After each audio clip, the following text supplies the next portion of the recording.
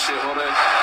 Zasa sme stratili na vlastnej pôlke, prakticky pred 16 sme stratili. 6 našich hráčov bolo na hranici pokutového územia. Brožek sa napriek tomu dostal do šance pre Seneckého, neulakomil sa po tejto narážačke s Blaščikovským a ponúkol v poradí 15. reprezentačný gól pre Ebiho Smolareka.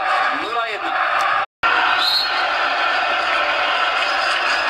Šinovek debutoval v reprezentácii práve proti nám v novembri 98. Pred územia Vitek, hlavička Kozáka, dostal tu Borucovi Hrubáky a gól! Gól! 1-1 Stano Šesták, 85. minúta, gól, ktorý sme si zaslúžili. Neuveriteľná chyba Artura Boruca. Všetko to uvidíme, tehelné pole aj futbalové Slovensko sú na nohách. Mali sme hlavy dole, ocitali sme sa pomaly na podlahe zápasového ringu. Vitek, hlavička Kozáka, teraz príde tá hrubá chyba, pošmyknutie sa Boruca a gól Stana Šestáka. Jeho 5. v reprezentácii a aký ste najcennejší. Hrajme s ofenzívnym rizikom aj ďalej, poďme za víťazstvom. Tento moment sme si vypýtali. 1-1. Ja myslím, že zaslúžené, naozaj zaslúžené sme vyrovnali a teraz... Pozor na Brožeka, Brožek. Šinovek. Prepáč, Jacek Šinovek. Pekarík ho zastavil. Zatiaľ, čo ste sledovali ešte raz našu gólovú salvu. Jakubko dáva Kozákovi, poďme dopredu, Kozák, má tam Viteka, Kozák proti Vojtkoviakovi, stále náš striedajúci hráč, jeho pekný center, sme tam s 2 hráčmi a bude to žuť, gól! Gól!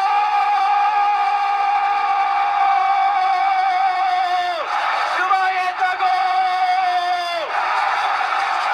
86. minúta, Slovensko, Poľsko 2-1. Za 2 minúty, Fajsov zázrak, 2-1.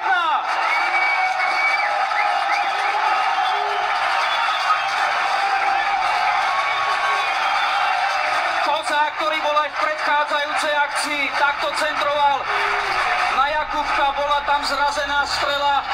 Kútka zastavil pokus Šestáka, ale ten napokon loptu, ktorá sa odrazila, odsude posiela do siete. 2 góly Stana Šestáka, 2-1.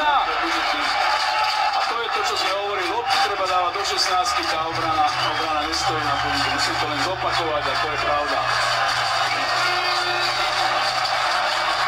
Takže by sa takto končilo prekliatie veľkých zápasov, že by sa takto postavila na nohy slovenská futbalová reprezentácia.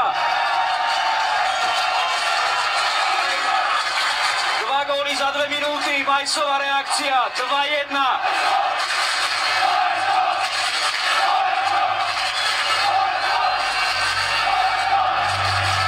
Šinovek. Pozor na túto situáciu od Kobamšíka. Tu kontrolujme záver. Poliakov sme 2-krát tvrdo trafili priamo do tváre. Streli na bránu 5-1. Famózny obrat. Nádherné, emotívne chvíle na tehelnom poli. Emócie vybičovaných tým najkrajším gólmi. Preto sa chodí na futbal a o tom to je futbal.